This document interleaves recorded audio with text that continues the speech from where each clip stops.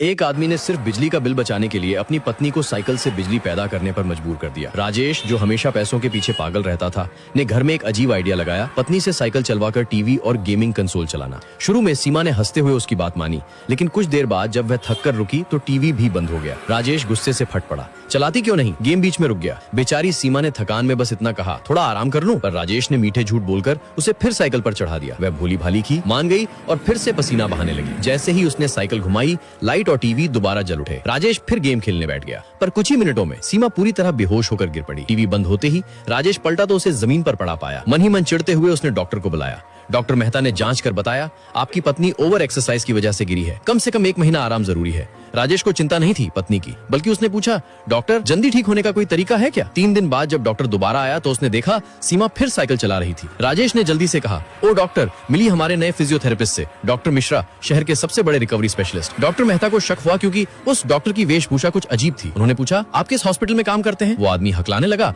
फिर राजेश के इशारे पर एक नकली नाम बोल दिया। तभी कमरे की लाइट टिमटिमाई। जब सीमा रुकी तो लाइट गई और जैसे ही उसने साइकिल चलाई, लाइट फिर जल उठी। अब डॉक्टर मेहता को सब समझ आ गया। उन्होंने सीमा से कहा, अगर कोई जबरदस्ती कर रहा है मुझसे कहो। पर राजेश की डरावनी नजरों के सामने सीमा बस बोली, मैं ठीक हूँ। डॉक्टर बिना कुछ बोले निकल गया, लेकिन मामला यहीं खत्म नहीं हुआ। थोड़ी देर बाद वो डॉक्टर मिश्रा अपनी कार में बैठा और जैसे ही उसने सफेद कोट उतारा, सच सामने आ गया। वो असली में एक इलेक्ट्रिशियन था। डॉक्टर मेहता अचानक उसकी कार में जा बैठे। चिंता मत करो, मैं पुलिस नहीं बुलाऊंगा, बस सच्चाई जाननी है। उधर राजेश फिर टीवी देख रहा था, तभी टीवी बंद हुआ। उसे लगा सीमा फिर रुक गई। वो गुस्से में उठा, पर देखा सीमा अब भी थकान से साइकिल चला रही थी। उसने सोचा शायद वायरिंग की गड़बड़ है और इलेक्ट्रिशियन को बुलाने निकला। दरवाजा खोला तो सामने डॉक्टर मेहता थे।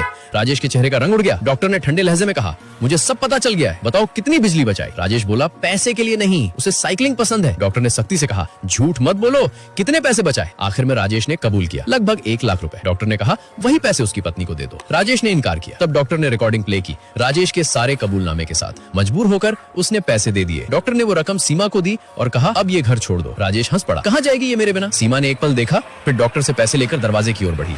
राजेश ने धमकाने की कोशिश की, पर तभी डॉक्टर बोला, बाहर देखो, मैंने घर की वायरिंग नेशनल ग्रिड से जोड़ दी है। अगर तुम 1 मिनट भी साइकिल नहीं चलाओगे तो पूरा ग्रिड डाउन हो जाएगा और तुम्हारी खबर हर जगह पहुंच जाएगी। घबराया राजेश साइकिल पर चढ़ गया और अब वही साइकिल चलाकर बिजली बना रहा था। कहते हैं ना, कर्म का पहिया घूमता है। इस बार वक्त ने सच में राजेश को सिखा दिया कि बिजली कैसे बनती है।